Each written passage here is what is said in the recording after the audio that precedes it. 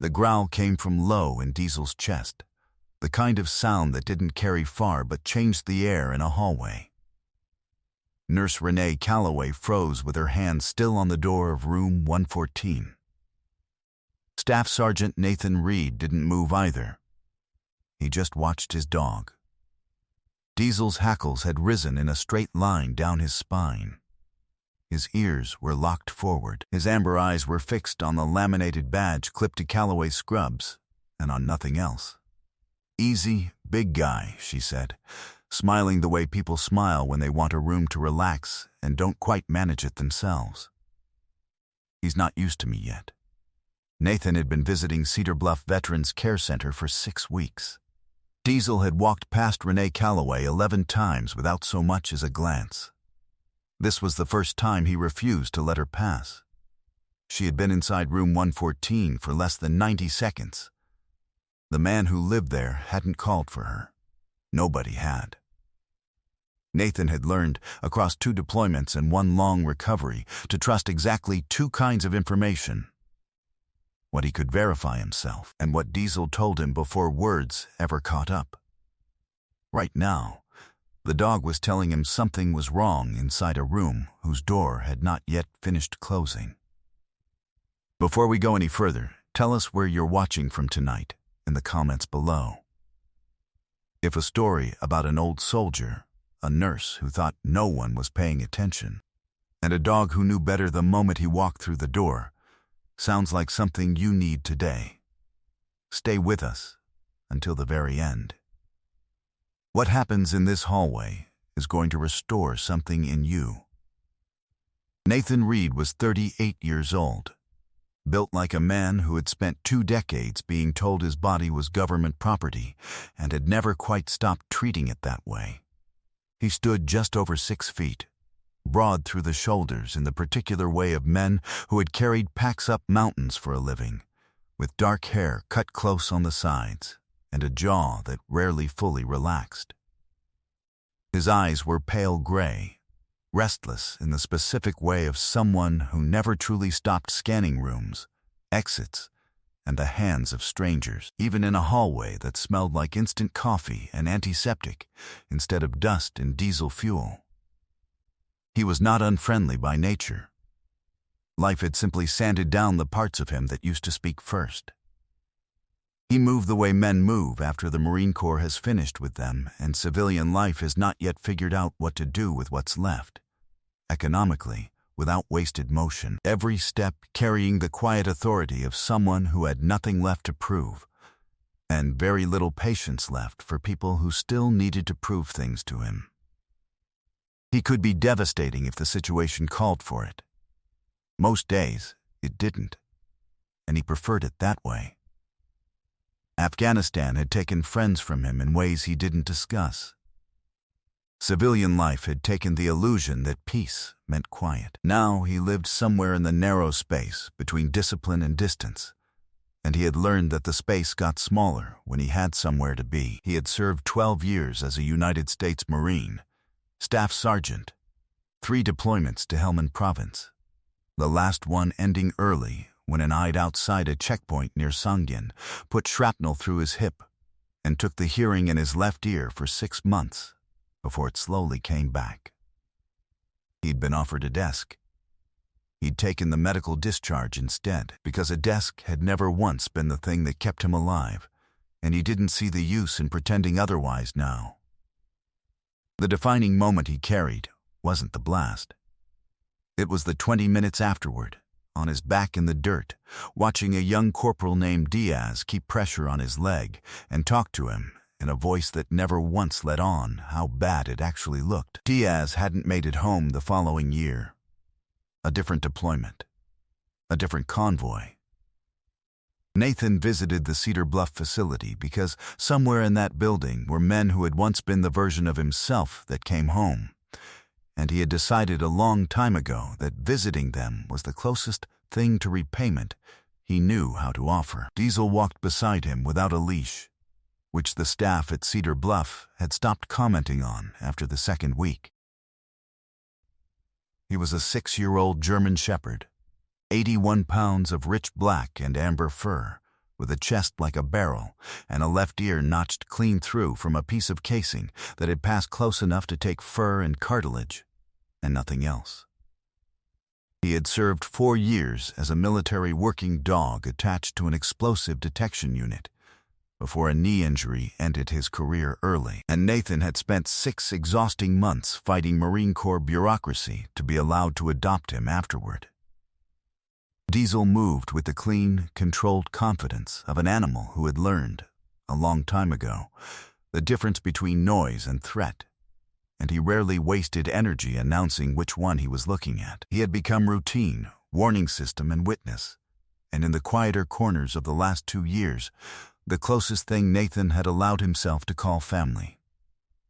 Cedar Bluff sat on the edge of a small Montana town where the wind came down off the mountains hard enough to rattle the windows, and the parking lot outside the care center had been scraped to gray ice since November. Inside, the lighting was the flat fluorescent kind that made everyone look 10 years older and slightly unwell, and the hallways smelled like floor wax layered over the particular exhaustion of a building that never fully emptied. Somewhere, a television played a rerun no one was watching. The kind of quiet sat over the place that didn't used to exist in buildings full of people, not silence. Exactly, but the specific hush of 100 private griefs being carried quietly down the same corridor. Renee Calloway had been the charge nurse on the long-term care wing for 11 years, and in that time she had made herself, by every appearance, indispensable.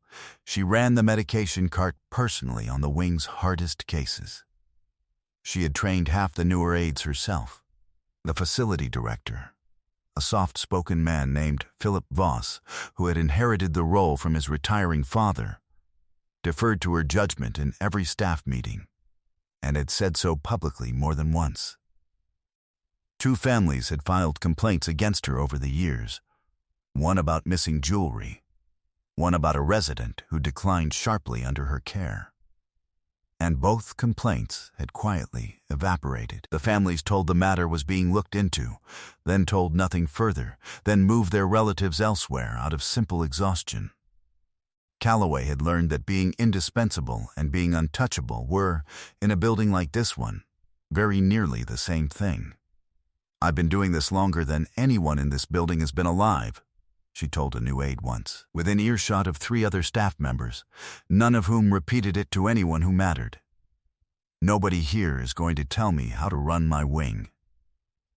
Frank Doyle had spent 40 years as an electrician before his hands started shaking too badly to trust around live current, and even at 79, with a stroke 6 years behind him that had taken most of the strength on his right side, he still fixed things.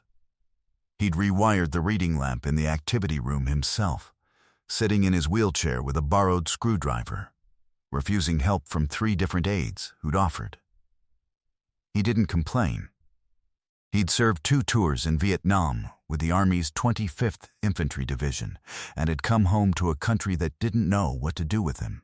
And somewhere in those years he had learned that complaining changed nothing, and dignity was the one thing nobody could take if he simply declined to surrender it.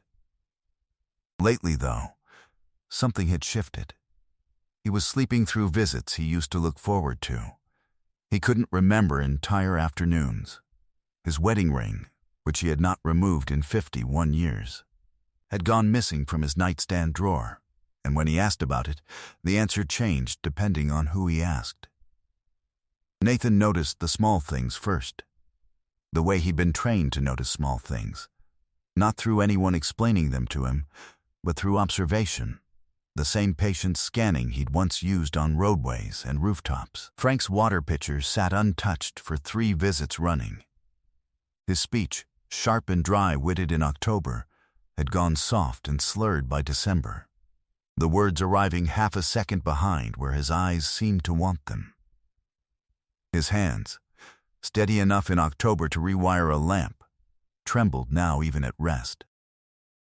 Diesel noticed, too, sitting rigid beside Frank's bed during visits, ears swiveling toward the hallway every time the medication cart's wheels squeaked past the door. On the 6th week, Nathan finally asked Calloway directly, In the hallway, his voice even and unhurried, whether Frank's dosages had changed recently. She told him, without quite meeting his eyes, that patient information was confidential and that family members got updates, not visitors who showed up with a dog. Nathan pointed out, gently, that he wasn't family. He was a Marine who visited a veteran twice a week. And that wasn't a crime. It's a privilege, Calloway said, and privileges can be revoked. Diesel, sitting at Nathan's side, let out one low sound that wasn't quite a growl and wasn't quite a warning, and Calloway's smile thinned by exactly 1 degree before she walked away. Nathan didn't push it further that day. He had learned a long time ago that the worst thing you could do to a person protecting a lie was to let them see exactly how much you already suspected. He thanked her, called Frank by name through the doorway, and left without raising his voice. But that night, sitting at his kitchen table with Diesel's head resting heavy across his boots, he wrote down every detail he could remember in order. The date the water pitcher first went untouched. The day Frank's speech first slowed. The exact week the ring disappeared. It was the kind of documentation no one had asked him to keep. The kind a man keeps anyway, because somewhere in his training, 12 years deep, a voice had told him that details forgotten were details lost. And details lost were how people in trouble stayed in trouble. The visiting hours notice appeared on the bulletin board the following week, citing a new facility policy restricting non-family visits to 2 hours, twice monthly, in the interest of resident rest and routine. Nathan's name wasn't on it, but it didn't need to be. That same week, a soft-spoken aide named Maria Ibarra caught him in the parking lot before he'd reached his truck. Her coat pulled tight against the wind, glancing back at the building twice before she spoke. She'd been at Cedar Bluff for 8 months. She told him, quietly, that Frank wasn't the first resident whose condition had worsened fast under Calloway's care, and that another family, the Petersons, had pulled their father out in October, without explanation, the day after they'd started asking pointed questions about his missing pain medication. She told him she'd seen Calloway's medication counts not match the log twice, and that she was afraid to say anything because Calloway had hired half the staff on the wing personally and had made it clear, without ever saying it outright, what happened to people who made trouble. Diesel sat at the truck's tailgate during the entire conversation, watching the building's lit windows with the kind of stillness that precedes a decision. That night, Nathan made one phone call, not to the facility, but to a man named Arthur Kessel he'd served alongside in Helmand, who now worked as an investigator for the state's Adult Protective Services Division. He gave Kessel the facts, not a theory. A name, a wing, a pattern, a missing wedding ring, and a medication count that didn't add up twice in 8 months. "I'll need more than that to open a case," Kessel told him. "Then I'll get you more," Nathan said. He kept his promise quietly. Over the next 2 weeks, he visited within his restricted 2-hour window and used every minute of it watching instead of talking, noting which aides avoided eye contact when Calloway's name came up, noting that the cart's lower drawer was the only one she ever unlocked herself instead of letting an aide handle it, noting that Frank's chart had been updated by a physician's signature that didn't match any doctor whose name appeared in the visitor's directory. Maria slipped him copies of 2 more discrepant medication logs on a Thursday, folded inside a paper coffee cup sleeve, and told him in a voice barely above a whisper that she'd started keeping her own notes too, dated and signed, in case anyone ever asked her to swear to what she'd seen. Diesel, on each visit, grew more deliberate near room 114, sitting closer to the door, refusing the treats aides offered him in the hallway, watching the medication cart roll past with the same fixed attention he'd once given to roadside debris that didn't sit quite right. The crisis arrived on a Tuesday in late January, the kind of cold that made breath visible even inside a truck cab. Nathan arrived for his restricted 2-hour visit to find Frank's chart updated with a new notation: increased agitation, disorientation, sedation adjusted per physician order. And Frank himself barely able to keep his eyes open, his words coming slower than Nathan had ever heard them. When Nathan asked which physician had made the order, Calloway told him the on-call doctor had reviewed the chart remotely, a doctor whose name she couldn't immediately recall. She told Nathan, with the calm of someone who had said this exact sentence to exact concerned visitors many times before, that Frank's decline was simply what happened to men his age, that families and friends often struggled to accept it, and that continued visits from an unrelated party only seemed to agitate him further. She suggested, not quite as a question, that perhaps his visits should stop altogether for a while. Nathan absorbed this without his expression changing at all, which was, for the people who knew him, the most dangerous thing he could do. Frank, from the bed, reached for Nathan's sleeve with a hand that had lost most of its strength and said, barely above a whisper, that he didn't think anyone was going to believe him if he said anything was wrong. Diesel crossed the room without being told to and lay down across the threshold of the doorway, his full 81 pounds planted between the bed and the hallway, and did not move again for the remainder of the visit. The signal moment came 4 days later. Calloway was pushing the medication cart down the hallway toward room 114 on a morning round, her shift starting early, the wing still quiet. Diesel was already there, lying in the exact center of the doorway, and when she approached, he did not get up, he did not growl. He simply lifted his head, fixed his amber eyes on her, and stayed precisely where he was. She told him to move, the way she would speak to any obstacle in her path, and he didn't.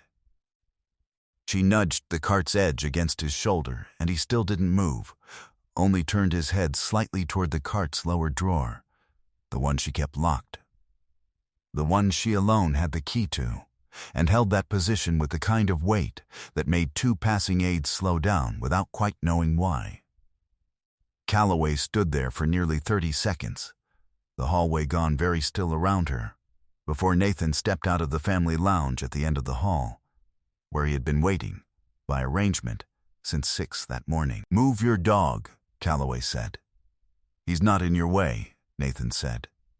"He's in the way of that cart." He told her then, calmly and without raising his voice, exactly what he knew. That 2 families before the Petersons had pulled relatives from this wing under circumstances that matched this one.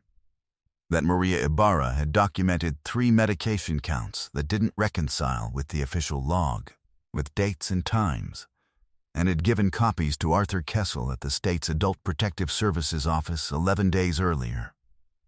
That Kessel's office had cross-referenced the pharmacy's controlled substance dispensing records against resident charts and found a pattern of opioid medications logged as administered to Frank Doyle, that Frank's own blood work, drawn quietly at Kessel's request 2 days prior, showed he had never actually received. That the wedding ring missing from his nightstand had been found, along with 3 other pieces of jewelry reported missing over the past 2 years, in a locked box in Calloway's own vehicle, which a deputy was searching under warrant at that exact moment, in the parking lot outside. "I spent 12 years in places where people like you wouldn't have lasted 12 hours, Nathan said. "You had a chance to do this the right way. That chance is over now." Calloway's composure didn't survive past the second sentence. She told him he had no authority, that he was a visitor, that he'd be removed from the property by security within the hour. When that didn't change his expression, she told him his dog should be euthanized for aggression, a claim 3 staff members standing nearby would later confirm, on the record, was a lie.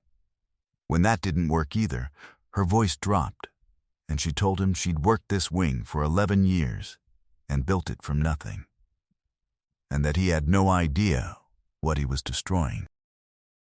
Down the hallway, the front doors opened, and Sheriff's Deputy Tom Sweeney walked in alongside Arthur Kessel, both of them moving with the unhurried pace of people who already knew exactly how this was going to end. A woman near the nurse's station, an aide who had worked alongside Calloway for 6 years, covered her mouth with one hand and said nothing at all. Frank's door, halfway down the hall, stood open, and Maria Ibarra stood inside it with her arm around his shoulders, both of them watching. Renee Calloway was arrested in the hallway of the wing she had run for 11 years on charges of theft, controlled substance diversion, and abuse of a vulnerable adult. She did not gloat, because there was nothing left for her to gloat about, and Nathan did not gloat either, because that had never been the point. He stood beside Frank's door with one hand resting on Diesel's head, while 2 deputies walked her out past residents who had once been afraid to say her name above a whisper. 8 months later, the July sun came in warm and gold through the windows of the activity room at Cedar Bluff, where Frank Doyle sat at a long table rewiring a lamp that genuinely didn't need rewiring, mostly because he liked the work. He had gained back the 11 pounds he'd lost over the winter. He wore his wedding ring again, returned to him by the state's evidence office with an apology that arrived 4 months late and meant more to him than he expected it to. He talked about Vietnam now to anyone who asked, which hadn't been true in years. On the first Saturday of every month, Nathan drove out with Diesel, and the dog would cross the activity room floor in 3 unhurried strides and press his head against Frank's knee and hold it there, tail moving slow and steady, until Frank scratched behind the notched ear and called him, as he always did, the veteran. Renee Calloway pleaded guilty that spring to reduced charges that still carried 4 years in state custody and a permanent revocation of her nursing license.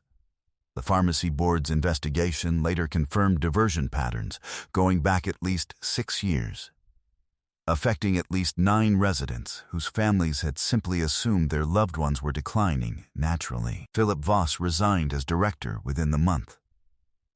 Out back of the facility, in a stretch of mowed grass that caught the last of the evening light, Diesel chased a tennis ball Frank had insisted on buying him, bolting across the open field with his whole body given over to the simple, uncomplicated joy of running somewhere safe. Sometimes miracles don't arrive as thunder from the sky, with trumpets and certainty, in a moment everyone agrees to call holy. Sometimes they arrive as a low growl in a fluorescent hallway, a dog refusing to move from a doorway he has no orders to guard, a man who has already given enough to his country, deciding to give a little more to one old soldier nobody else was watching closely enough to protect.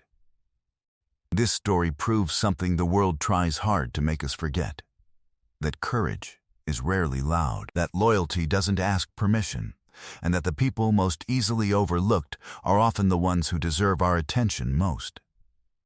God does not always remove the storm, but He places strength inside ordinary people, and sometimes inside animals who cannot speak a single word of it, so that no one has to walk through that storm entirely alone. If Frank's story touched your heart tonight, share it with someone who needs a reminder that kindness still finds the people who need it most. Leave a comment below and tell us where you're watching from. And if you've ever seen someone look past a person who needed help, we would like to hear that too. Your story might be exactly what someone else needs to read tonight. And if you believe in stories of service, loyalty, and the quiet courage of ordinary people, please subscribe to the channel so you never miss the next one. May God bless you, protect your family, and keep you watchful for the ones who cannot stand up for themselves.